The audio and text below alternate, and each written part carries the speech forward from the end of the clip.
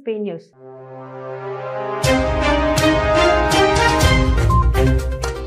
గోదావరి పరివాహక ప్రాంతాల్లో సీఎం కేసీఆర్ పర్యటిస్తున్నారు. వాన పడుతున్నప్పటికీ ముంపు ప్రాంతాలను క్షేత్రస్థాయిలో పరిశీలిస్తున్నారు. ఆదివారం ఉదయం హన్మకొండ నుండి రోడ్డు మార్గాన బయలుదేరిన ముఖ్యమంత్రి ఏటూరు నాగారం మీదుగా భద్రాచలం వెళ్తున్నారు. వరద ముంపు ప్రాంతాలను పరిశీలిస్తూ పర్యటన సాగిస్తున్నారు. భద్రాచలంలో వరద పరిస్థితిని సమీక్షించనున్నారు. గోదావరి ముంపు ప్రాంతాలను నేరుగా పరిశీలిస్తారు. మంత్రులు అధికారులకు సూచనలు చేయనున్నారు.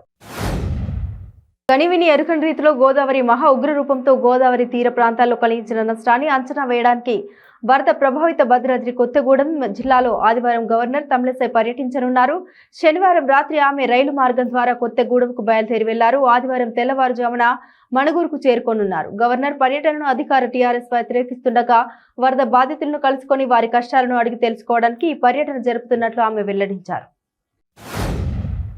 మద్యం నిషేధం అంటూ అట్టహాసంగా ప్రకటించి ఆ తర్వాత సీఎం జగన్ మాట తప్పి మడమ తిప్పారని మాజీ మంత్రి పత్తిపాటి పుల్లారావు విమర్శించారు. బార్ల లైసెన్స్ విధానం 3 ఏళ్లకు పెంచడమే అందుకు నిదర్శనమన్నారు. అంబేద్కర్ ఓవర్సీస్ విద్యా పథకాన్ని జగనన్న విద్యా దీవెనగా మార్చారన్నారు. జూలై 15 నాటికి రాష్ట్రంలో రోడ్లను అద్దంలా చేస్తానని ప్రగల్భాలు పలికిన జగన్ వాటిని స్విమ్మింగ్ పూల్స్ గా మార్చారని విమర్శించారు.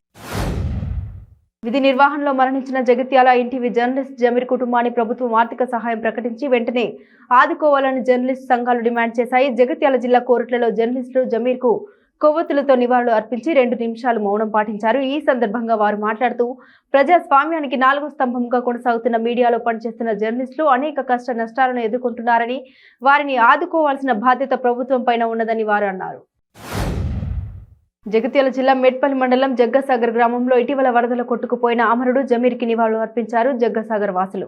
మాజీ ఎంపీటీసీ పుల్ల జగన్ గౌడ ఆధ్వర్యంలో నివాళులు అర్పించే జమీర్ ఆత్మకు శాంతి చేకూరాలని ఆ భగవంతుని ప్రార్థిస్తూ వారి కుటుంబానికి ప్రగాఢ సానుభూతి తెలిపి నివాళులు అర్పించడం జరిగింది. ఈ కార్యక్రమంలో శ్రీనివాస్, రాజేందర్ తదితరులు పాల్గొన్నారు. అన్నమయ్య జిల్లా చిన్నమండం మండలంలో దొంగలు హల్చల్ చేశారు. నగల దుకాణంలో ఏకంగా 1,50,00,000 విలువైన బంగారు ఆభరణాలు చోటు చేశారు. రాత్రి సమయంలో గుట్టుగా షాప్లోకి ప్రవేశించిన దోపిడీ దొంగలు చోరీ చేసి పరారయ్యారు. దీంతో బాధితులు పోలీసులకు ఫిర్యాదు చేయడంతో పోలీసులు సీసీ కెమెరాల ఆధారంగా దర్యాప్తు చేపట్టారు. రామచంద్రపురం నియోజకవర్గం గంగవరం మండలంలోని కోటిపల్లి గ్రామంలో వరద ముంపుకు గురైన ప్రాంతాలను పరిశీలించి బాధితులను పరామర్శించి వారికి అన్ని సదుపాయాలు అందుతున్నాయా లేదా అని అడిగి తెలుసుకుంటున్నారు. రాష్ట్ర బీసీ సంక్షేమ శాఖ మంత్రి చెల్లిబోయిన శ్రీనివాస్, వేణుగోపాలకృష్ణ. ఈ సందర్భంగా ఆయన మాట్లాడుతూ బాధితులకు ప్రభుత్వం అన్ని విధాలుగా అండగా ఉంటుందని, పరిస్థితులు మెరుగుపడే వరకు అధికారులు అందుబాటులో ఉంటారని ఆయన తెలిపారు. విజయనగరం జిల్లా దత్తెరాజేరు మండలం రైలు ప్రమాదం చోటు చేసుకుంది. పెదనామాపురం గేటు వద్ద పట్టాలు దాటుతుండగా రైలు ఢీకొని విద్యార్థి మృతి చెందాడు. మృతి చెందిన విద్యార్థి పెదమానపురంకు చెందిన చిల్లా దీక్షితిగా గుర్తించారు పోలీసులు. కేసు నమోదు చేసి దర్యాప్తు చేపట్టారు. కర్నూలు జిల్లా కోడమూరులో జరిగిన రోడ్డు ప్రమాదంలో ఒకరు మృతి చెందగా మరొకరికి తీవ్రంగా గాయాలయ్యాయి. కోడమూరుకు చెందిన హమాలి అనిల్ తన స్నేహితుడు అశోక్తో కలిసి బైక్ పై వెళ్తున్న సమయంలో ప్రమాదం చోటు చేసుకుంది. దీనిపై పోలీసులు విచారణ చేపట్టారు. ఆచంట మండలంలో గోదావరి ఉగ్రరూపం దాల్చింది. అధికార యంత్రాంగం మొత్తం లంక గ్రామాల్లో ఉండి పరిస్థితిని సమీక్షిస్తున్నారు. అయోధ్యలంక, పుచ్చలంక, రావిలంక గ్రామాలు నీట మునిగాయి. రావిలంకలో కొన్ని కుటుంబాల వారు డాబాపైనే ఉండి బిక్కుబిక్కుమంటున్నారు. లంక గ్రామాల్లో ఏర్పాటు చేసిన పునరావాస కేంద్రాలకు ప్రజలు అంతంత మాత్రంగానే వస్తున్నారు. పెదమల్లం మాచినమ్మ ఆలయం పూర్తిగా నీట మునిగింది. ఈ క్రమంలో వరద ముప్పుకు గురైన ప్రాంతంలో దేవి ముత్యాలమ్మ అనే మహిళ గల్లంతు కావడంపై ఆందోళన వ్యక్తమవుతోంది. ఆంధ్రప్రదేశ్ అభివృద్ధికి మార్పు మనిషి భావజాలంతో ముడిపడి ఉందని జనసేన అధ్యక్షులు పవన్ కళ్యాణ్ సైనికులకు పిలుపునిచ్చారు. ఉమ్మడి తూర్పు గోదావరి జిల్లా కౌలు రైతుల భరోసా యాత్రలో భాగంగా మండపేటలో ఏర్పాటు చేసిన బహిరంగ సభలో జనసేన సైనికులను ఉద్దేశించి ఆయన ప్రసంగించారు. ఎన్నికల హామీల్లో భాగంగా యూపీఎస్ రద్దు అన్న వస్తున్నాడు, పొలంలో బంగారం పండుతుంది, లక్షల ఉద్యోగాలు అంటూ జనాన్ని మోసం చేసిన వ్యక్తి జగన్మోహన్ రెడ్డిని జగన్ ప్రభుత్వంపై మండిపడ్డారు. తనకు అటువంటి భావజాలం తనకు లేదని, జనసేన పార్టీ తరపున ప్రజలకు మేలు చేయాలనే ఉద్దేశం మాత్రమే తమదని పవన్ అన్నారు. సికింద్రాబాద్లోని ఉజ్జయిని అమ్మవారిని టీపీసీసీ అధ్యక్షుడు రేవంత్ రెడ్డి, ఏఐసీసీ ఇన్ఛార్జ్ మాణిక్యం ఠాగూర్, ఏఐసీసీ కార్యదర్శి బోస్రాజు, వర్కింగ్ ప్రెసిడెంట్ అంజన్ కుమార్ యాదవ్ తదితరులు దర్శించుకున్నారు. ఆర్థిక సంక్షోభం రాకుండా, ప్రకృతి వైపరీత్యాలు సంభవించకుండా మత సామరస్యాన్ని కాపాడాలని, తెలంగాణ ప్రజలు ఆకాంక్షలు నెరవేరేలా అమ్మవారి చల్లని దీవెన ఉండాలని ఉజ్జయిని అమ్మవారిని కోరుకున్నట్లు రేవంత్ రెడ్డి తెలిపారు. కోనసీమ జిల్లా ముమ్మిడివరం పోలవరం మండలం పాత ఇంజవరం వద్ద ఊడిన అవుట్ స్టూయిస్ 2వ తలుపు మళ్లీ ఉధృతంగా గోదావరి నుండి పంటబోదెగుండ గ్రామంలోకి వరద నీరు చేరుతోంది. వరద ఉధృతి గ్రామంలోకి చేరకుండా అడ్డుకట్ట వేసేందుకు శ్రమిస్తున్నారు అధికారులు. స్థానికులు సంఘటన స్థలంలో ఉండి మాజీ ఎమ్మెల్యే టీడీపీ రాష్ట్ర ఉపాధ్యక్షులు బుచ్చిబాబు పర్యవేక్షిస్తున్నారు. హైదరాబాద్ టు విజయవాడ నేషనల్ హైవేపై ట్రాఫిక్ కు అంతరాయం ఏర్పడింది. నల్గొండ జిల్లా చిట్యాల మండలం గుండ్రాంపల్లి వద్ద డివైడర్ ను ఢీకొట్టి కారు పల్టీ కొట్టింది. ఈ ప్రమాదంలో ఇద్దరికి గాయాలవ్వగా కారు రోడ్డుపై పడి ట్రాఫిక్ జామ్ అయింది. అటుగా వెళ్తున్న వాహనదారులు స్థానికులు కలిసి కారును పక్కకు తొలగించడంతో ట్రాఫిక్ క్లియర్ అయింది. ఘటనపై కేసు నమోదు చేసుకున్న పోలీసులు దర్యాప్తు చేపట్టారు. జగిత్యాల జిల్లాలోని రూరల్ మండలం లక్ష్మీపూర్ గ్రామ సమీపంలో గల చిన్నగట్టు వద్ద శనివారం రాత్రి రోడ్డు పక్కన ఉన్న బావిలోకి కారు తీసుకెళ్లింది. కారులో ప్రయాణిస్తున్న మల్యాల మండలంకు చెందిన చందు తన 4 మిత్రులతో కలిసి శ్రీరాములపల్లెకు బర్త్డే పార్టీకి వెళ్లి తిరిగి వస్తున్న క్రమంలో చిన్నగట్టు సమీపంలో గల వ్యవసాయ బావిలోకి కారు దూసుకెళ్లగా కారులో ఉన్న 4 సురక్షితంగా బయటపడగా చందు ఫ్రెండ్ కిషోర్ కారులో గల్లంతయ్యారు. అనకాపల్లి జిల్లా కేంద్రంలో ఉత్తరాంధ్ర ఇలవేల్పు అయిన శ్రీను కాంబిక అమ్మవారి దేవస్థానంలో ఆషాఢ మాసం పురస్కరించుకొని ఆదివారం ఉదయం అమ్మవారిని భక్తులు దర్శించుకున్నారు. శ్రీ నూకాంబిక దేవస్థానం శ్రీ నూకాంబిక మాలధార సంఘం వ్యవస్థాపకులు పొలిమేర శ్రీను భక్తుల సహకారంతో అమ్మవారికి వివిధ ఫలాలతో అలంకరణ చేశారు. ఆలయ మండపంలో అమ్మవారి ముఖ చిత్రాన్ని రూపొందించారు. ముఖ్యమంత్రి కేసీఆర్ భద్రాచలం చేరుకున్నారు. ఉప్పొంగి ప్రవహిస్తున్న గోదావరి నదికి సీఎం కేసీఆర్ శాంతి పూజ నిర్వహించారు. వంతెనపై నుండి గోదావరి పరిసరాలను సీఎం పరిశీలించారు. ఈ కార్యక్రమంలో మంత్రులు పువ్వాడ అజయ్ కుమార్, హరీష్ రావు, ఎర్రబెల్లి దయాకర్ రావు, సత్యవతి రాథోడ్తో పాటు పలువురు ఎమ్మెల్యేలు ఎమ్మెల్సీలు పాల్గొన్నారు.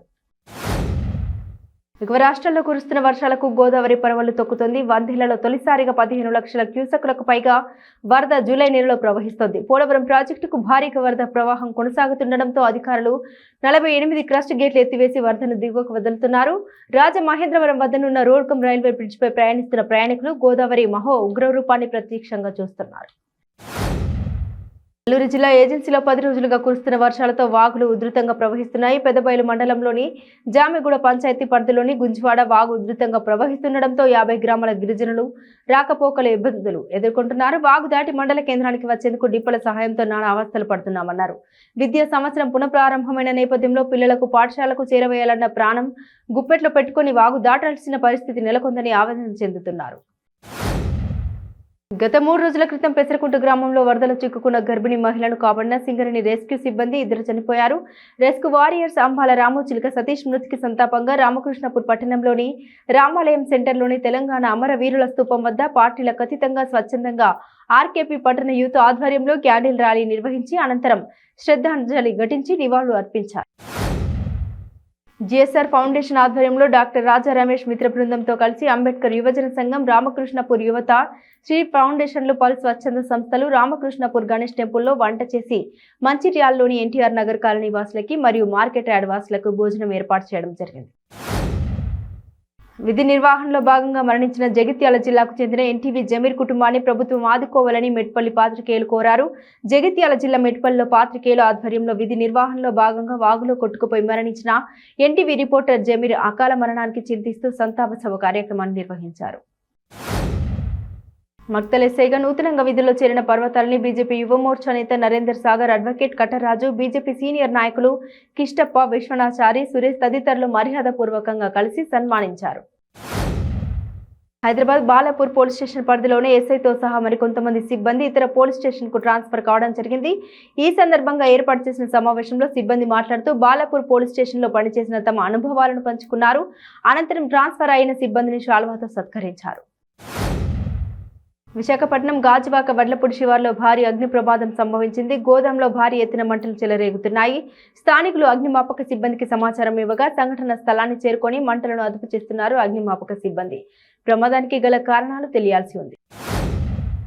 గోదావరి నది మధ్యలో ఉండే పచ్చిక బయళ్ల చిగుళ్లు తింటూ చెంగున గంతులేస్తూ జీవించే జింకలకు వరదలు శాపంగా మారాయి.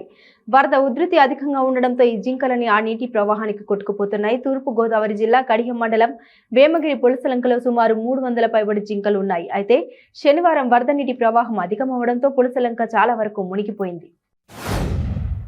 అనకాపల్లి జిల్లా సబ్బవరం, చోడవరం మండలాల సరిహద్దు గ్రామాల్లోని ప్రజలకు 4 రోజుల పాటు కంటి మీద కునుకు లేకుండా చేసిన పెద్ద పులి పక్కనే ఉన్న కోటపాడు మండలంలోకి ప్రవేశించింది. ఉదయం అర్లీ చింతపాలెం గ్రామంలోని పొలాలకు వెళ్లిన రైతులకు పలుచోట్ల పులి పాదముద్రలు కనిపించాయి.